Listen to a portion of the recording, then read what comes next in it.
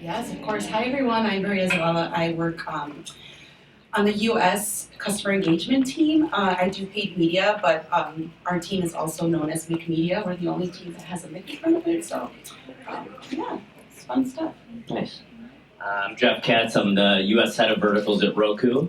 So I oversee our auto, restaurants, and travel team. And they didn't update our title, but our title is actually Painting the City Purple for Grimace's birthday. Hence why Marie and I are wearing purple. Mine's actually a dark plum if you're curious, but I think that still qualifies in the purple hue. All shades of purple are valid. All good. Okay, so I think we should probably start by telling the people what McDonald's is if they're unfamiliar. It's not like a really well-known brand. If anyone doesn't know, we might need to enlist the person who raised their hand for CPR earlier. But all right, so let's get to it. So McDonald's is a linchpin in culture, always finding a way to make its way into conversations that transcend the industry. So you have a lot of interesting collaborations with celebrity meals, J Balvin, Cardi B, BTS, Travis Scott.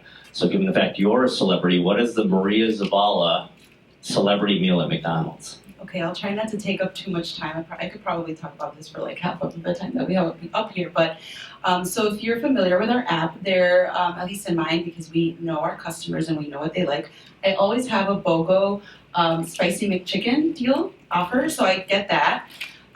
Small fry, large Diet Coke. But what I do with the two is, because like two is just too much, so I take one of the patties of one and put it on the other one. So it's like a double. Because one is too little, then if you eat two, that's like just too much. And then with buffalo and ranch, and you mix it together, because I'm Mexican and I love spice. So like, you didn't notice the spice trend, but yeah. I like that. Yeah. All right, cool. All right, so tell us about how McDonald's as a brand over time and throughout different eras, we've heard a lot about nostalgia. We've also heard conversely about innovation. So how do you continue to hold such a powerful identity?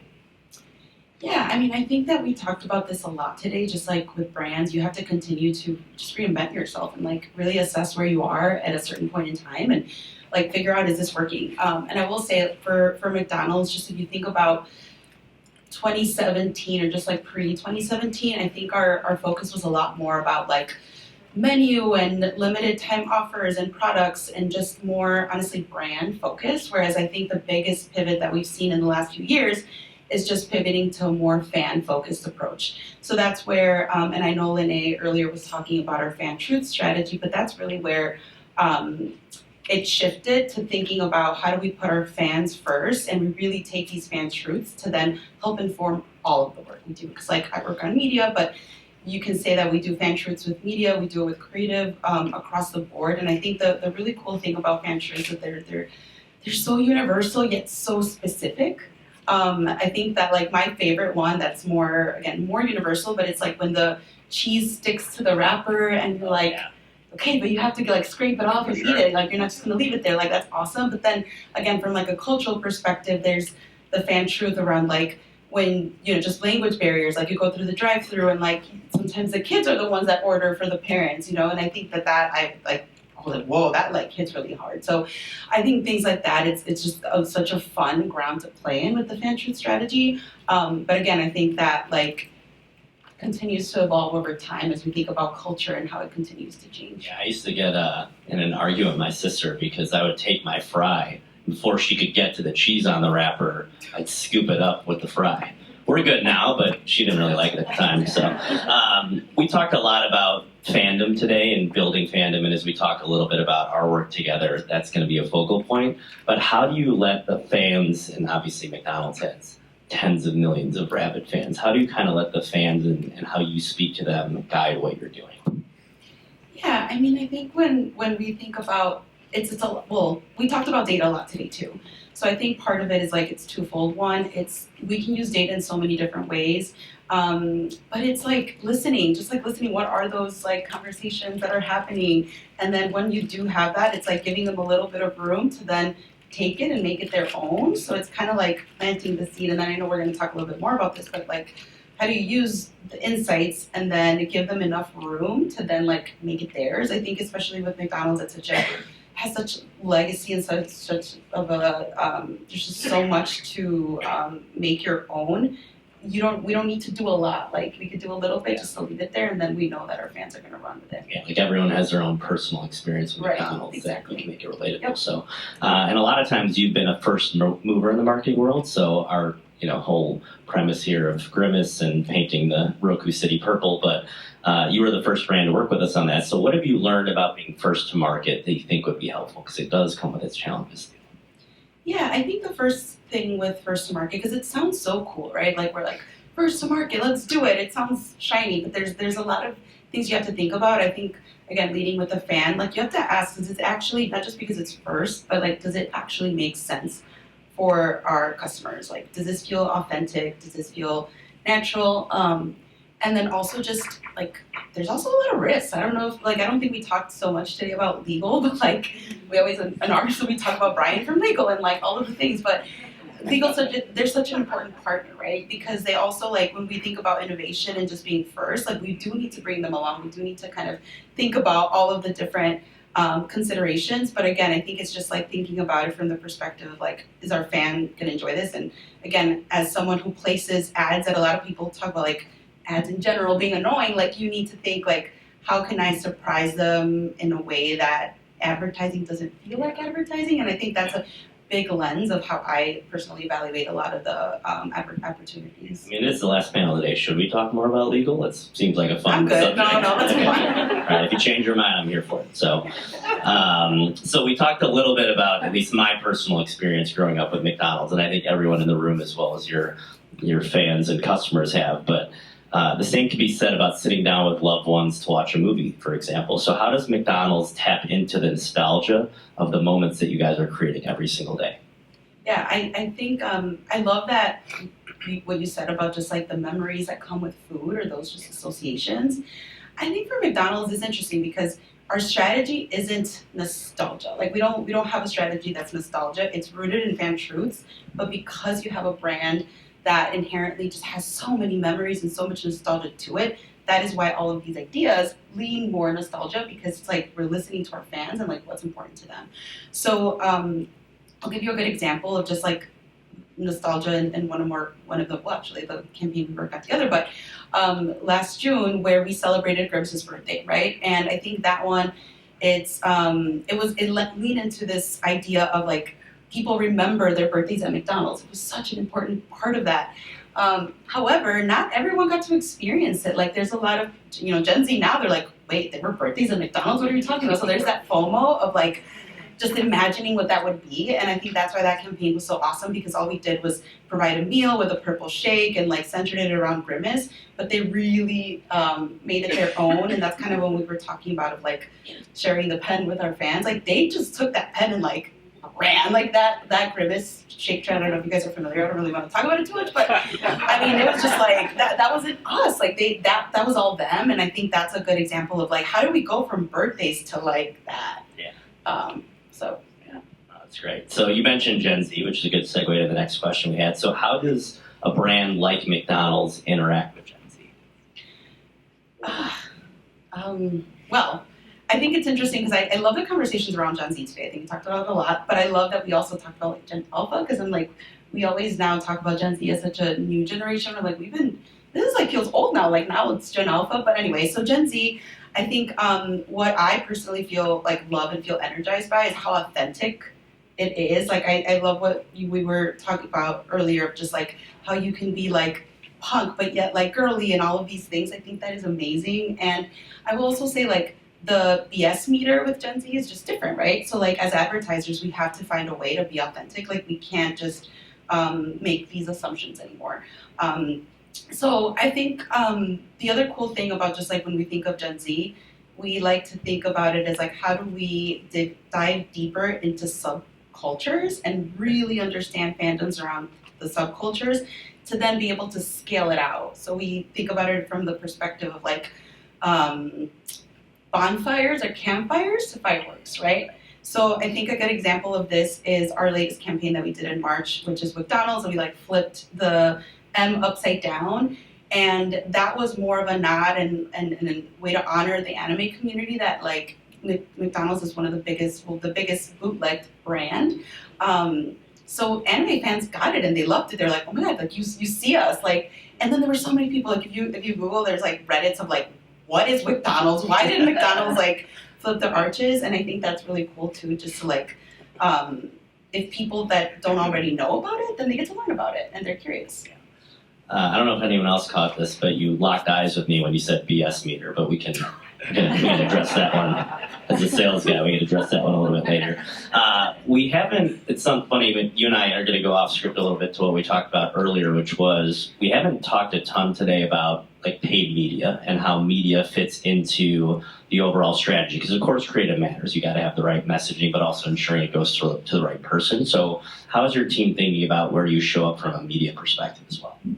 Yeah, I always say that media has an interesting role, especially with a brand like McDonald's, because there's so much and there's so many different audiences and there's just a lot of different goals that we need to accomplish, really, right? So I think with media, there's a couple things. I think one, it's like when we think about our digital growth, like we have to be really creative with how we're using and leveraging first-party data, how we're continuing to drive usage to the app and make it also, again, everything we do has to lead with these like fan truths and just what we know about our customers.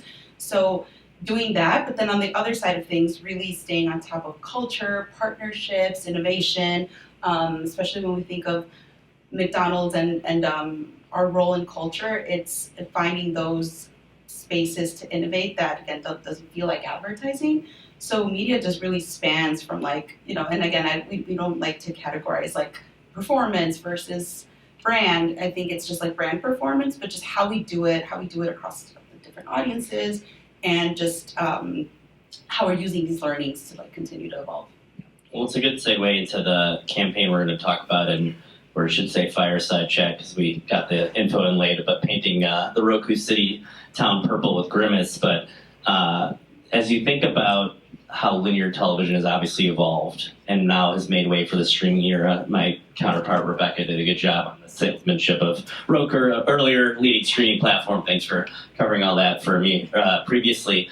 So how are you thinking about innovation in the television space since it's evolved so much in the last few years? Yeah, I think with television space, the biggest thing we have to ask is just like, what are our fans doing? Because we all know, like, it's not just about watching shows anymore. Now it's just like trying to keep up with where they're watching shows, what are they watching, what are they doing, but also what are they doing while they're watching shows? Like this whole notion of the second screen is so big, and a lot of times we don't talk about that enough, right? Like they don't just see it as like one thing, they're doing multiple things at the same time. So I think a good example of how we think about it is like, what can we be doing on their phone? How can we get their attention while they're watching shows? But then also, how can we complement what they're doing with like phones? I think we've done this with like the Super Bowl, where our strategy was more around the conversations that we know people are like having in real time around cultural events. But then again, just thinking about even like delivery occasions, right? Like when can we catch them when we know they're binge watching TV shows? So yeah, it's just about like learning more of the data and what we're able to, the value that we're able to bring to them while they're doing their favorite things. So can you talk, I want you to first talk a little bit about Grimace's birthday and how it came about, because it's such an interesting thing to celebrate. Obviously this iconic purple character that we, a lot of us grew up with. And then we can talk a little bit more about what we've done together. But how did sort of the impetus for like Grimace having a birthday even start? Yeah, I mean, I think there's a longer story about this, but I think Grimace is just like overall a very loved character. There's so much lore behind Grimace. There's so much mystery too. I told Jeff, I was like, don't ask me more about Grimace because I'm not going to share too much. But I think we love that he's just so lovable. He's just so lovable, and also just again the birthday piece was a special one. More so again the shake and all of that, but it's more leaning into that behavior of like. What we were able to do with birthdays is dimensionalize how different ethnicities, different backgrounds, like just all of Gen Z, how they celebrate it and really like bring that to life. So that one was just more, again, it's like keeping it simple. And then I think that's why it worked so well, because we kept it simple and we made it fun. We did a little bit of a, not a net new menu innovation, but just like a fun twist to a product that is already loved. Yeah, and honestly, you guys were the perfect first brand for us to introduce into Roku City. For those not familiar, that's our screensaver, and it's kind of wild that people have this much affinity for a screensaver because it's idle as it's scrolling by, or we'll hear from our fans that they like to pick out the little Easter eggs, and on X people are tweeting about Roku City one time every 11 minutes or so.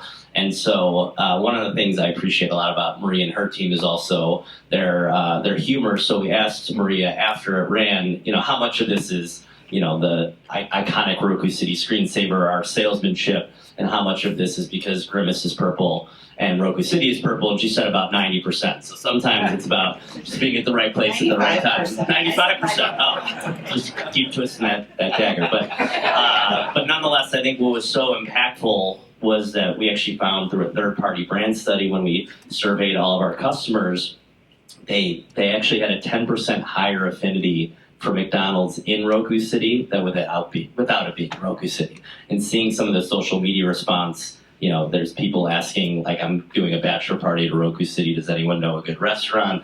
And so it was obviously a lot of fun for us to work on, but can you share more as far as like why that sort of made sense for you all, or some of the learnings that maybe you got out of it? Yeah, I think honestly the biggest driver of this was like it just felt so natural, so authentic. It's one of those where you're like, wait, hasn't there always been a McDonald's at Roku City? It felt so right, and it felt like the perfect opportunity where you're kind of checking off all the boxes. Like you're innovating, you're surprising your fans. It's also when you think about the Roku brand and just Grimace, like there's so much commonality between them. It's like a lot of people, there's like that mystery, there's a bunch of like Reddit threads about this, like all this fandom. So it really, and like the purple was like the last piece, but it was also ironic that it's also purple. So it just all felt right. And I will say, like, just back to the whole taking risks and being first and innovating, I think it is important to have great partners that are willing to take these risks with you and even share, like, kind of going into unknown territory, because you have to be a little bit bold and brave. Like, you're never gonna remember, if you try to say like, what's gonna be the ROI on this, or like how many people are gonna, sometimes you just have to be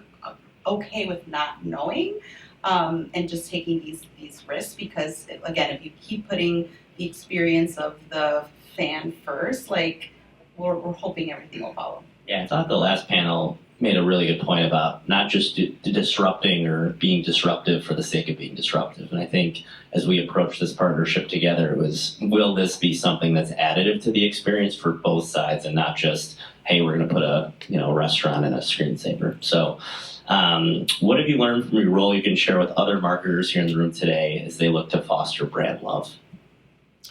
Yeah, the first thing I would say is like collaboration is, like, we all know that everybody talks about collaboration and cross-functional teams. It's really hard. Like, we just admit it. Like, it's hard to collaborate. It makes your job harder. It makes it a lot more difficult. But like at the end, sometimes like it's true. The ideas, you're like, fine, I guess I'll collaborate. But like the ideas are so much stronger. And I love what someone said about just like stop saying I'm not a creative, but because I think I always say that myself. They say media people are failed creatives, and like I'm like, I'm not a failed creative, but I do think like just really collaborating with your cross-functional partners more upstream. Again, it's tough, especially when you are in such a big organization, but I really do think it like helps a ton. So I would say that's the first one.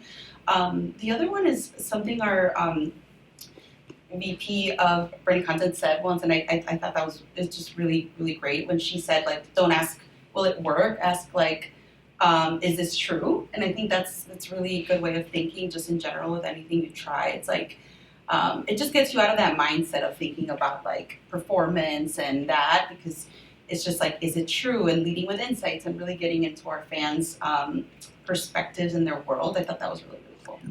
Of course, being the sales guy, I think I asked you afterwards when we're going to put Hamburglar in jail in Roku City, incarcerate Hamburglar. But sort of along those same lines, how are you guys thinking about the other characters, and will there be other opportunities outside of Grimace to show up in fun and unique ways, or can you not share?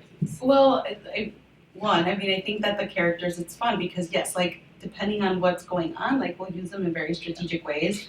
I think when we were talking about just like brand partnerships and that, and like the team was sharing about their vacations. I was like, let's put Grimace on a United flight and like do a partnership there. But we can talk about that later.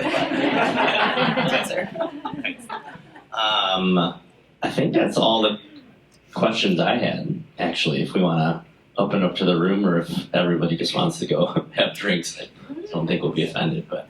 Hi everyone, this is great. I'm Kelly Amato. I am on the media team at Hilton, so I really appreciated the media commentary. Shout out to all the media folks in the room. I'd love to hear your perspective on media strategy for the fan truths. I think something that we talk a lot about internally at Hilton is, how do we leverage both, right? That we can be quick and real time and execute in the moment and have a really agile approach, but then we also want to protect the base and make sure that we're reaching travelers like you guys, I would assume want to stay top of mind for hungry people and things like that. So can you talk a little bit more about your philosophy and just personal thoughts on leveraging these two tensions or how they work together? Yeah, I think that with McDonald's, we have different campaigns that have different objectives, and like some will lean more, like a lot of the campaigns I work on lean more Gen Z forward, and it's kind of like, of course, they're going to inevitably reach more audiences. So like we see those as like, we're going to lean into the fan truths of Gen Z. Whereas some of our campaigns that are a little bit more broad, like if you think of like when we do our QPC campaign, right, or chicken, like they're a bigger audience, and the fan truths there will be a little bit more different. So I do think that like when you think of the fan truths, it could mean anything from, yes, a partnership, but also just even like to your point about building audiences, right? Like profiling the audience, understanding what are the attributes that they most care about, and building these like design targets around them. So I think that it just really depends on the initiative, but I do think that it's definitely a balance. I will also say, like, even when you think about media channels, right, like the role of something more broad versus where we go deeper on custom content, and that's something also that we think about, because you can't do like deep custom content across everything. So it's just kind of like balancing based on the audience. I will say with our more Gen Z forward campaigns, that's where we do a lot of more of like partnership integrations. Like with the McDonald's campaign I was talking about, like we built a McDonald's in Fortnite, like things like that, right? Because we know that that's where they are. Whereas like with another audience, we know that we're already reaching them with like more of our, just like digital video and linear channels and those. How does McDonald's identify the fandoms you want to lean into? Obviously, you talked about anime, you talked about BTS, Travis Scott. Previously, it felt like, a couple decades ago, it was all about sports or movies, and now it's more kind of wider. How do you choose those fandoms you want to focus on?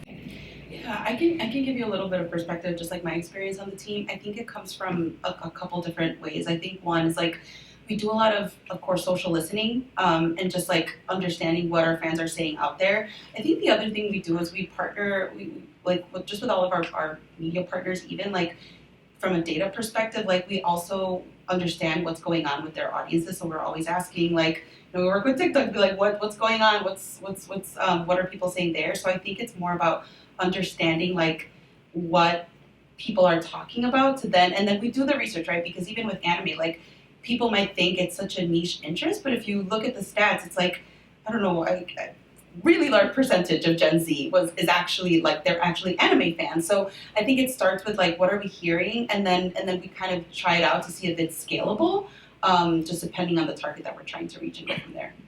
Yeah, we actually have insights that the most watched content on Hulu is anime. Yeah. My favorite era of McDonald's was like the Great Muppet Caper Garfield glasses. So that's just mine. I'm dating myself. Are you guys ever like, we're at McDonald's, we can just rest for a minute? Like, or is it always like, I wish. I know, like, is there ever, like, when you get to like the top of the mountain, do you ever like give yourself permission to be like, we're good for a day? I'm gonna bring my manager, like they're not here, but I'm gonna be like, can we just be good for it? No, I'm kidding. No, I think it's always like, just be, the landscape's always changing. There's always something new. I do think that it's really just, I guess it also depends on like what being good means, right? Because there's gonna be like, just depending on what's going on with like the broader context of like society and culture, there's going to be different challenges. But I will say like a lot of our competitors, right? Like they're doing really cool things too. So we also have to just be like, what's the next thing? Like how do we continue to, even just within like trends and what Gen Z's doing, it continues to change. So Always learning. Yeah. We didn't do our normal icebreaker, which is what are you streaming? I can ask that one of you. What are you streaming? Oh gosh. So so embarrassing. Really? Yeah, let's hear it. So I little context. I was advertising school or med school. I really wanted to become a doctor for some reason, and I always I grew up very Mexican. English is my second not my first language. So Grey's Anatomy. I feel like I missed out on all of Grey's Anatomy, and then I saw the ads of now streaming all the seasons. That's great. So now I started from season 1, but it's so cool, and that's the only thing I watch. Mine's worse. I didn't watch The Sopranos. I'm the only. I know. See, I'm just making you feel better. I'm a true salesperson. Just making you feel better.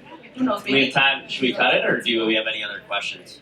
Oh yeah, go ahead. Hi, I'm Syed Hadi from Ulta Beauty Digital Innovation. I had a quick question. So regarding innovation, I recently drove past a cosmic store in Bolingbrook. Can you tell us a little bit more about that and whether it's resonating with the Gen Z community and what's the story behind Cosmics? Yeah, you know what? I will say, so Cosmics, just again, because McDonald's owner, franchise owned operated, Cosmics is something else that the corporation is doing that honestly I don't really know too much about. So I don't know if I'm the best person, but I'm happy to follow up and connect you with the right people to tell more about the Cosmics story and journey, because they're definitely doing some really cool things. Yeah. You talked about your app, and I don't know, I'm a power user of your app. No one get mad at me for United, but it's my favorite app. United Airlines. I would just love to hear a little bit about how you guys think about messaging in an app where, obviously customers can go to your stores and order without needing the app.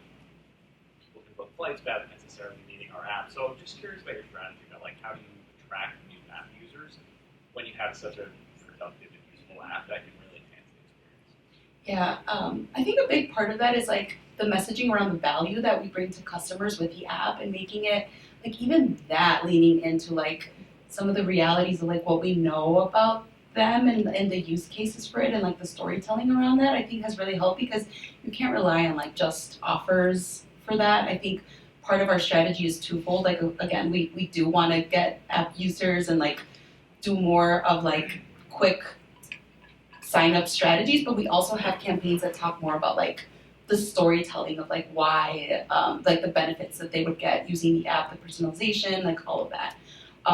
So we do have bigger and broader initiatives that have full campaign creative and stories dedicated to just talking about that. Because again, it is such a big part of what we want to do as a brand to grow, the digital innovation piece. But then it's also just once we have them, in any campaign that we do, we have a strategy of okay, how are we going to message to our app users in a way that's fun? Sometimes what we do is we'll bring in games or just different things to the app, so that again people can associate it with adding more value or just more ways to engage. I think I keep bringing the McDonald's example, but just because it's recent, one of the things we did was within the game there was a secret room that you can only access when you had a code that you got from making a purchase in the app. So it's kind of making more little fun little Easter egg things, so that once we do have people, we just keep them engaged a little bit more. Great.